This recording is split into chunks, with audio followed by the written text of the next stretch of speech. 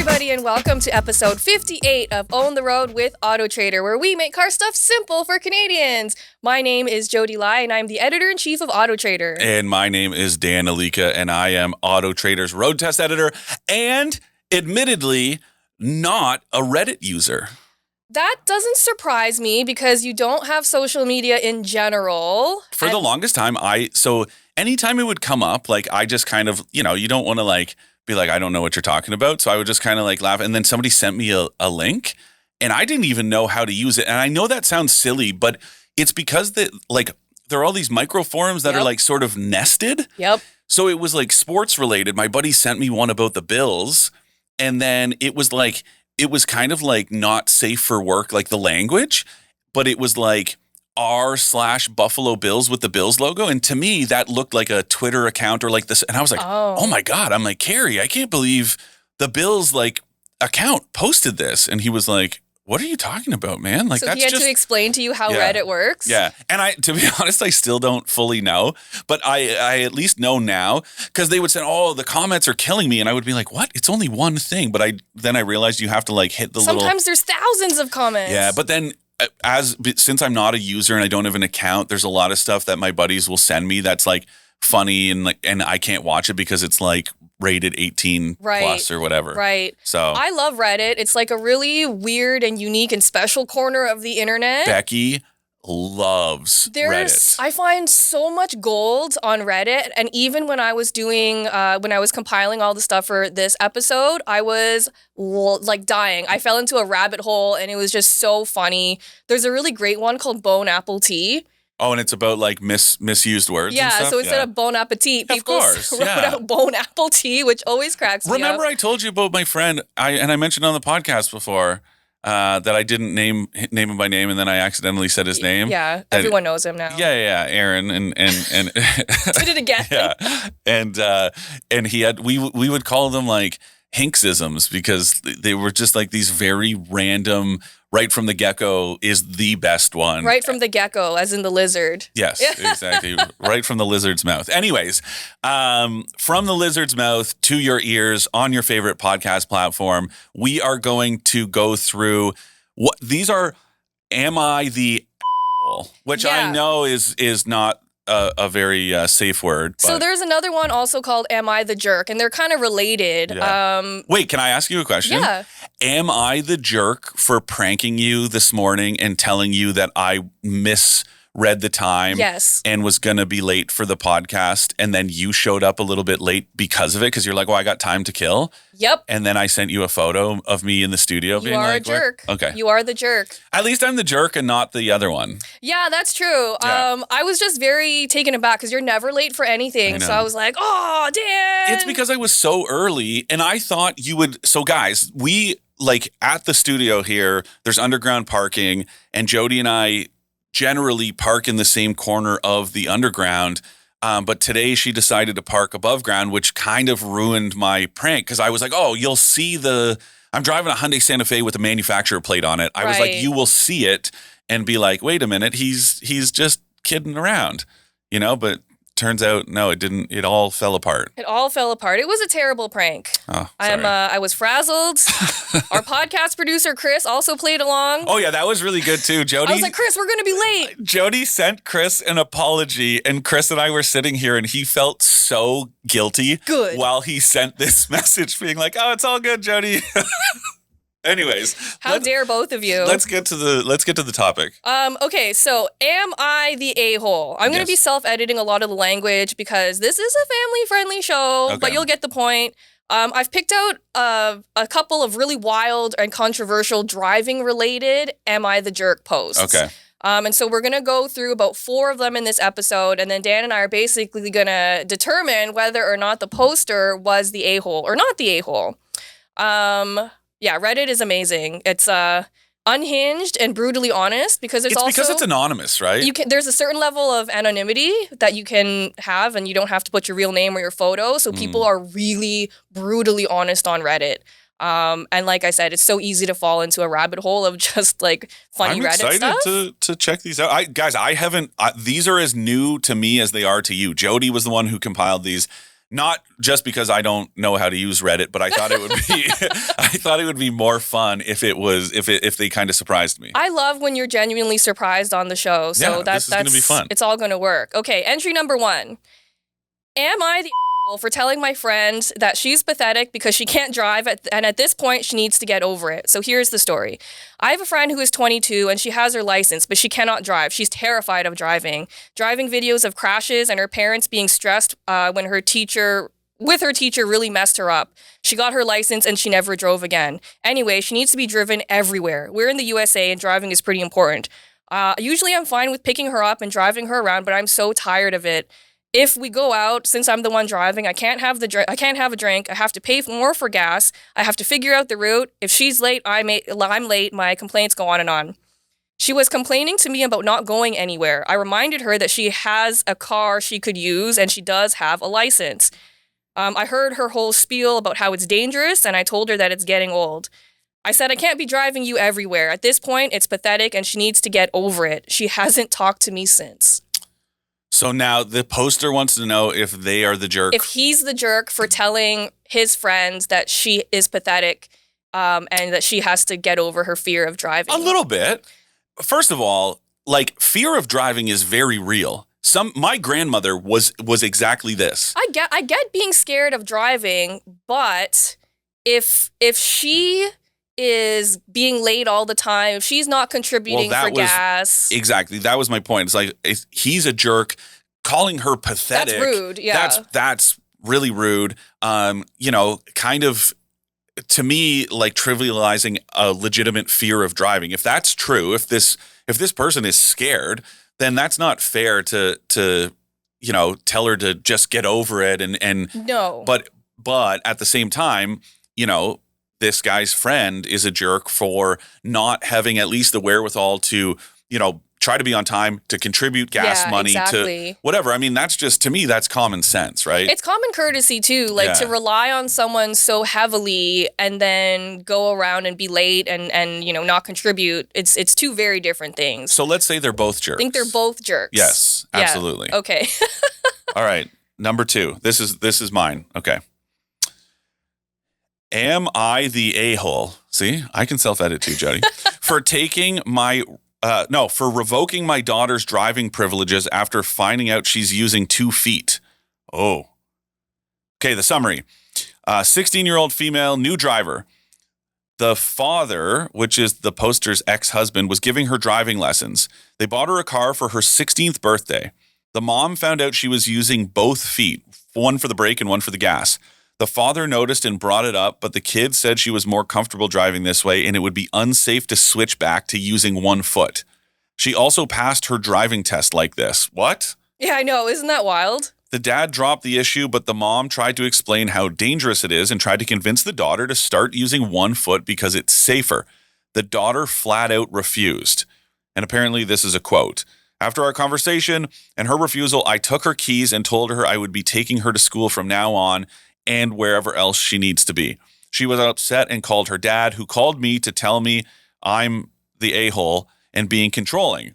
He reminded me that her driving record is fine the way she is driving thus far, but it's only been a year and that she will resent me. So, am I the a-hole? I don't want to come off as controlling and I definitely don't want my daughter to resent me over this. I'm genuinely concerned for her safety over this and I am not sure what to do now. So I would say not the a-hole because it's so dangerous to drive with 2 feet. The only place you should be driving with 2 feet is on the racetrack. Literally the only situation. I guess if you're a rally driver. Okay, let's say this. Closed course. Closed course. A professional racer or even an amateur. But you should not, on public roads, you should not be driving with 2 feet. So no, absolutely not. This is a mom trying to, impart wisdom and proper rules of the road. And if this kid doesn't want to listen, then you did the right thing by taking the keys. Can you also tell our listeners why it is so dangerous to drive with 2 feet? Well, I mean, okay, let's. I do want to back it up a little bit because I don't know that this is this a common thing? I mean, it must be. I don't think it's as common as we think it is, but the fact that it's come up on Reddit, and I actually saw 2 posts about this exact issue.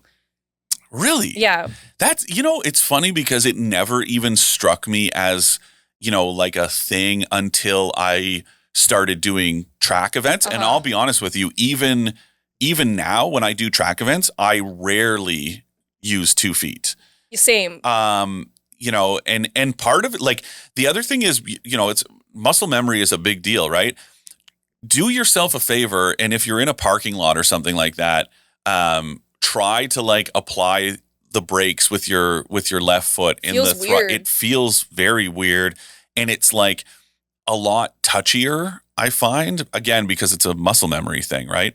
But I like, to me, for a teenager, I guess like that nervousness must have been like creeping in when she was learning how to drive, that it was like. But they should have caught that habit way earlier on and then just taught her to be more comfortable using one foot. And then I'm also like weirded out that apparently she passed her driver's test this way. But then I'm like, well, how would it's not the instructor. You can't really see into a footwell. Yeah, they probably weren't paying that much attention. Well, I think because you just assume that they're doing it the correct way. That they're doing it the correct way. But then at the same time, like, she must be kind of good at it if the instructor didn't notice, I guess. So I do not think this mother is the a-hole, especially because she offered to drive the kid wherever she needs to go. Yeah. So she's not just saying, you can't drive and I'm not going to take you anywhere. I think she was concerned for her daughter's safety, which is a totally legit. Totally. This is a totally legit reaction to me. And I don't want to call a kid an a-hole because she's only 16. But I mean, okay. And I don't want to call her ex-husband an a-hole either, because it just says he reminded me that her driving record is fine. I don't know how contentious that conversation was, but it sounds like he was just giving her a heads up. He wasn't calling her to be like, you're a jerk. No. He was just saying, hey, she's upset with you. Yeah. So it's like, I will say this kid is, misguided in being a little bit of a little bit of a jerk. I mean, yeah, if I was 16 and my parents took away my car and my driving privileges, I would be pretty upset about it, even if I was in the wrong. So I get where she's coming from. Of course. But I mean, at the same time, it's like, just looking at it like on face value, the kid would be the outlier in this situation. I really don't want to call it a child. I have really not seen anybody driving with 2 feet. That you know of. Now I'm like, how many now people I have to pay more attention, right? Oh my Lord. That was an interesting one. One time my friend got into a collision with another driver, and she looked inside the driver's car and they had painted the pedals red for braking and green for go. I hope that was meant to be like ironic. I don't know. Did you? I know you're not a Friends fan, but there's a really funny episode of Friends when Phoebe was like, "Oh, here, like, can you hold this?" And it's a piece of paper, and then he opens it and it says like, right gas, left brake, and they read it out loud, and she's like, "Oh, that's my cheat sheet." Oh no! And it's just so funny. That's what that pedal situation so reminded silly. me of. But yeah, guys, don't left foot brake. Like, that's not, unless you're on the track again. That's an interesting. Yeah, I think it's just too easy to get confused. Sure, yeah, it's like when you have one foot in the pedal box, it's easy to be more deliberate with your actions. Having also like that situation, I can only imagine in a emergency situation or a collision, right? Because think about how many people panic accelerate or panic brake in emergencies, no matter what. Now, if you have 2 feet down there, it just becomes more. That's why, like, if you're driving automatic, the dead pedal, just leave your left foot on that dead pedal. Well, and even if you drive manual, unless you're clutching in and out, like, you should just have your foot on the dead pedal, anyways. I wonder where she picked that up from. I'm telling you, my guess is just like one of those things where, she probably instantly, just like, it's like when you first, like, I remember the first time I drove, like, how nervous I was easing onto the gas because you don't want to make those like really jerky movements. Right. So I wonder if like maybe it was almost like an emergency, like had her foot floating over the brake as a just in case, and then she got used to that Right. vibe. I wonder if the better solution would have been to cut her say, foot off? Oh my God. Sorry. I thought that's where you were Wow, going. that escalated real quick. I thought that's where you were going. Well, I was just going to say to like take her into a parking lot and say like, okay, let's just practice. And then cut her foot off. Oh, sorry. Oh my God. You are really screwing with me today. Dan woke up today and just chose violence. Yeah, I did. All right, why don't we move on to number 3? Okay, number 3. Am I the asshole for driving below the speed limit? Okay. Yes. I don't even want to hear the rest of it. Yes. Okay. I, 19 male, am a learning driver at the moment. And yes, I realize that I'm extremely late getting a license. I got my learner's permit around 3 months ago. I've mostly been driving around town, and I've only driven an actual highway like 4 times. Usually my mom lets me drive below the speed limit a little bit because I'm not used to driving highways. But today, while we were driving, she chastised me for being too slow and that I was inconveniencing people behind me because there was some traffic. For the record, I typically drive at 60 to 65. That's miles an hour. Okay. I drive 60 on the highway, and if it's empty, 65. If I see a large number of cars coming up behind me, especially for the sake of being courteous, I will state that she didn't strictly say I was being an a-hole, but it was very strongly implied when she got me in trouble for driving too slowly. Now, I know it's annoying to drive behind slow drivers, and if I was a fully licensed driver, I would 100% accept that I'm the a-hole because I should be able to maintain a high level of speed easily at that point. But since I'm still learning, am I the a-hole for driving too slow? I'm sorry, man, but yes. Like that's to me, okay, first of all, that's a ticketable offense. It is. Now, yeah. of course, I don't know what the speed limit is in his state. Like if it's because, some states, the speed limit is 70, 75. So I don't know. But I mean, let's just say, because he says he drives 60 to 65 and admits he's driving below the speed limit. So I'm guessing that it's probably a 70.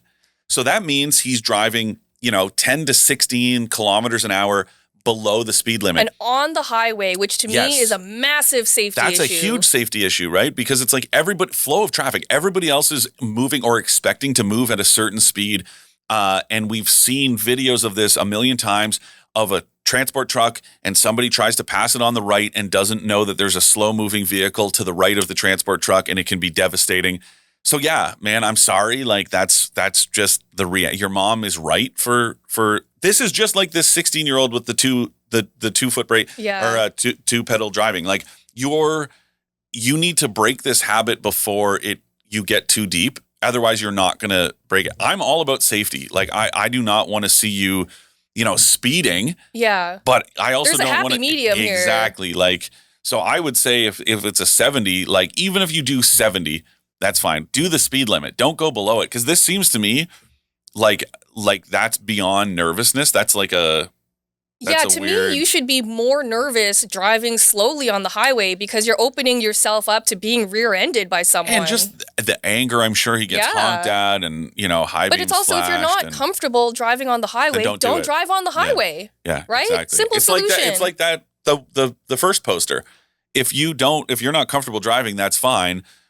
That's your simple solution. But also, like, if you're going to depend on your friends for rides, right, then you should, pony up for gas and make sure you're not making them run late and whatever. It's the same with this. If you don't feel comfortable driving on the highway, just don't do it.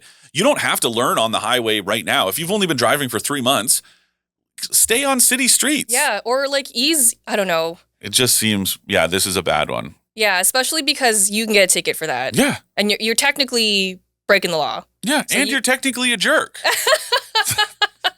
You are the jerk. My solution? Cut his feet off. Great solution. That's going to be the rest of the show. Dan's going to be suggesting to chop people's limbs off. That's an easy solution for driving too slowly. Exactly. Okay, this is entry number 4. Am I the a-hole for constantly correcting my friends driving? Ooh. Okay, this is juicy. My friend, so I guess this person is a 22-year-old. I don't know why people have to specify. Yeah, I don't think it really matters. Forget it. My friend recently got their license. I'm going to make this very neutral. Like within the last 6 months, they make a lot of mistakes, don't know a lot of basic road laws, and brake way too late and often. constantly complaining about others on the road, but the things they complain about seem to be their fault based on what I see when I'm in the vehicle with them. I started calling them green, as in, new. And when I brought up their driving, I tend to over-explain because that's just who I am, but it's being perceived as nagging. I'm only trying to show them what they're doing wrong because I'm always bringing it up when we're in a vehicle, regardless of who's driving, but it's perceived as me attacking them. I do my best to use soft words and provide research or laws to back up what I say to try and show that I'm not going after them specifically, but they get incredibly upset. They got pulled over by a police officer who said they cut him off. Oof. Wow. And they told me that they didn't. And while that's possible, I've also watched them cut people off without realizing it. They compared me to one of their friends who rarely says anything about their driving. And honestly, I believe they're being negligent by not correcting this person. They had next to no experience driving before getting their license. Yeah, good. I mean, come on, dude. That's Why pretty would you have normal. more experience? Yeah. Anyways, they're essentially at the level of a 16-year-old with a permit. And in my experience, they require a lot of correcting. I know when I first got my license, people were constantly correcting me. And while it irritated me, I didn't say anything because I understood that I had no experience. Although I did have an extensive knowledge of road laws because safety mattered to me. So I was at least able to follow those. I just don't see what I'm doing wrong. They don't have parents in their life to correct them. And there's a handful of friends, so it's not like they have many people to help them. I don't want them to get themselves killed. Or their ignorance on driving, because of their ignorance on driving. But I don't want this to put a wedge in our friendship. We've known each other for a decade, and I know my persistence can cause big enough wedges. Can y'all please advise me? Thank you.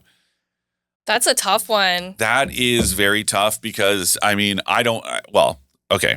That to me might be reaching into like mansplaining territory. A little bit. I think there's a very fine line between trying to be helpful and then just like downright patronizing someone. Yeah, and obviously we don't know much. I mean, this seems like a pretty honest post, but I don't know, like would I get annoyed if somebody, not about just anything in life, if you're constantly being told that what you're doing is wrong, it goes from, helpful, the first couple tips and pointers to just like to nagging, to being, and you start to shut it out because you just don't want to hear it anyways. But if it's a safety concern, like if if the poster is pointing out things that this friend is doing wrong because it's putting them in danger. Yeah. I think that's the right thing to do. Sure. But I guess not so often. Yeah. Or like pick your battles kind of thing. Exactly. Like, again, it's like if they're cutting people off, yeah. I would feel comfortable enough with a friend if they did something dangerous to be like, dude, like what gives? Mm-hmm. But if it's like a nonstop, then yeah, it's like, okay, the easy solution, just don't drive with them anymore. Like, yeah, I understand maybe you're trying to do right by this person, but it seems like this is a point of contention and it is causing driving a wedge between you guys. So just back off. Yeah. And just meet them at the destination. Don't drive with them. That's a good point too. Like, I mean, it seems like this person clearly cares about the friendship and about, so I think that's great. But then my question is like, what does the poster care about more, the friendship or being right? Yeah, that's true too. So then the question remains, is the poster the a-hole? I kind of think so. Really? Wow. I think it's like just creeping into that territory. I kind of thought you would be on the poster's side a little because you're so staunch on your road safety. I am, but again, I also I empathize with a new driver, especially, and there's a lot to take in, and it is sort of nerve-wracking, and to just be hammered with, because that's what I'm seeing here, right? Is like it's like nonstop. Yeah, and I'm like, okay, again, fair. You cut off a cop. Yeah, that's bad. If you're cutting off other people, if you're not signaling, like that's the kind of stuff that, I would be in the same boat and be like, hey, you should really use your signal. But if it's like, hey, you're not going fast enough. Hey, you need to speed up. You're merging. Don't forget to use your signal. Oh, you're stopping too short. Oh, you're not keeping a safe distance. If that's the level of like tips that this person is providing, then yeah, that's crossed the threshold. into a-hole territory. Yeah, and I think it has a lot to do with the tone too. Like if you were like, Sure. hey, maybe next time you could try this. I don't know if that would be any better. I don't Especially know. if it was constant, it would probably be just as worse. Yeah, I think it is a tough one, but I mean, tie goes to the a-hole. Let's say Okay. my opinion is if when in doubt, that probably makes you think that this person is a bit of a jerk. Okay, cool. That was an interesting one. Yeah. Okay, so before today's Ask an Expert segment, here is a message from your friends at AutoTrader. Can't find a car at your ideal price point? AutoTrader is the answer. Car prices are dropping across Canada, and AutoTrader has got you covered with hundreds of thousands of cars for you to choose from. Use our price badges to find a great deal at a great price today. Visit AutoTrader for more. Today's Ask an Expert question comes from Stephanie. Hello, Stephanie. Why do sedans never have rear windshield wipers? Ooh. Good question. Yeah, I mean, part of it is just it's their design. The nature of the design means that they're not really required because the way the sort of slipstream effect works, it's going to clear the rear window of rain and whatnot. However, in certain jurisdictions, including Japan, they are mandatory. On sedans? And they look so cool. When I worked at Subaru, I begged and pleaded because, in Japan, the WRX and the WRX STI that is no longer, both had rear wipers. And as well as I do, people will do anything for like a little taste of JDM culture. Right. And fans of the WRX and STI in particular love to embrace that. And so I told some people there that I'm like, guys, you could charge like $1,000 more to put the rear wiper on the car, and I'm sure people would pay for it. $1,000? You really think if somebody said this car is $40,000 or it's $41,000, but it's got this rear wiper, I bet you people would still pay because it's a niche car anyways. I mean, they're going to spend so much souping up their cars anyway, right? Exactly. I guess what's another $1,000? To me, that seems crazy. Of course. And but if for your diehard fan, but for like a diehard like that, I was like, guys, just bring that. It's built in Japan. It's not like it's made on the same assembly line. All you have to do is change the glass because it needs that little cutout, the wiper motor and whatever. Just it's not like they have to go out of their way to re-engineer these vehicles. But they were just like, no. So then my question is, why is it mandatory in Japan and like nowhere else? Safety. They just, different. It's like how whatever daytime running lights are mandatory in Canada, but not in other jurisdictions like the US, right? That's just like the way. Interesting. The way it is sometimes, right? I never really thought Different about rules. that. It's funny because Canadian and American rules are pretty much harmonized. Right. But yeah, there are certain outliers. And so yeah, in Japan, it's just one of those things where, the rear wipers are called for and they look really cool. And yeah, it is same thing. I only think it's a wiper. Like they're dumb, but they look cool because it's, the Japanese look. It's also because it's one of those if you know little touches. Yeah. Exactly. Okay, our next question comes from Colin Shep. Shep, what up, Shep? Colin Shepard. What is your favorite car that you've tested so far this year? I think I know what you're gonna say. I think it's the Toyota Crown Signia. Yeah, that was what I thought. Yeah, I just drove it. Did I mention it on the last episode? I don't think I did. So this. Well, you love it so much, so you're gonna talk about it every episode. Anyway. I can tell Mike, our boy Mike, who was really curious about it. Man, it's great. It's so smooth, so comfortable, super efficient, spacious. Like it's got it all. It's like a true Halo product. Dan wrote an article and it was entitled, I love the Toyota Crown Signia and I don't care who knows about it. I had high hopes for it and it just exceeded my expectations. It's so well built. What was the bold claim that you made? You pulled it out of Dan's big bag of bold claims. Oh, was it that it's the best vehicle under six figures? Is that what it was? Yep. Yeah, it's really good. I think the bold claim was that it's pretty much perfect. I mean, they're both very bold claims. But it is. I just think it's praise. so good.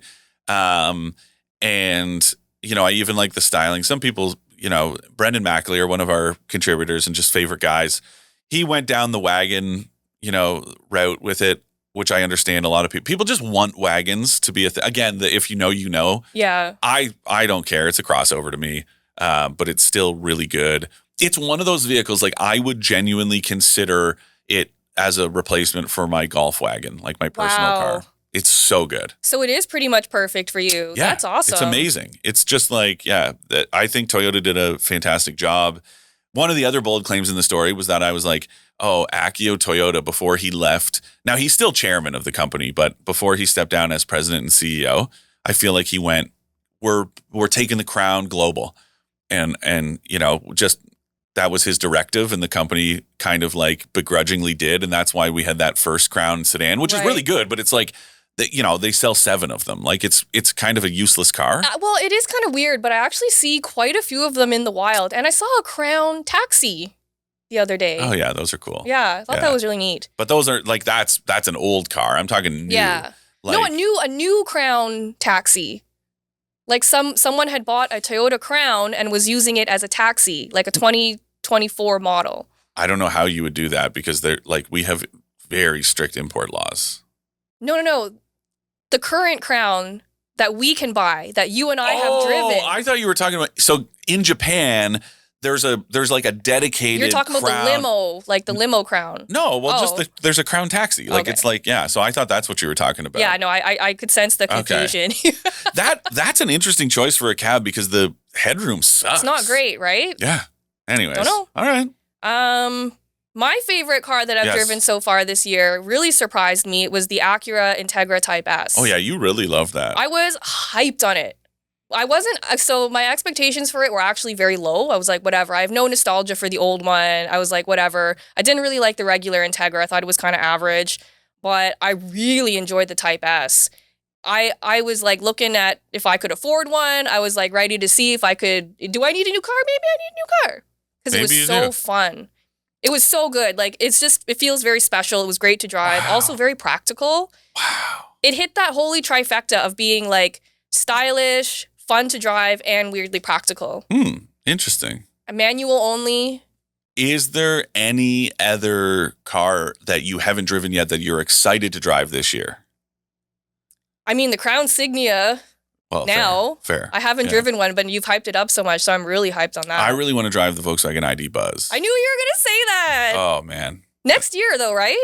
No, I think it's later this year. Oh, later this year it's coming? Okay, good. We need to reach out to Thomas Tetzlaff, our buddy. The PR whiz at Volkswagen Canada, and be like, yo. Hook us up. Thomas, hook it up. We can't wait for that car. It's so cool. Even people I know who don't care about cars at all, they're hyped on the ID Buzz. Because it they looks can't wait. so cool. It's so cool. And I just like that there's so much interest about a van. Yeah, that's and an never electric happened. van. Yeah, it's so cool. Yeah. Thank you, Stephanie and Colin, for your questions. If anyone else would like to ask us questions, you can email Dan and I at expert@trader.ca. But that wraps up this episode, and we had so many Am I the Jerk posts that we're going to do another episode after this. So make sure to come back for Am I the Jerk Part 2.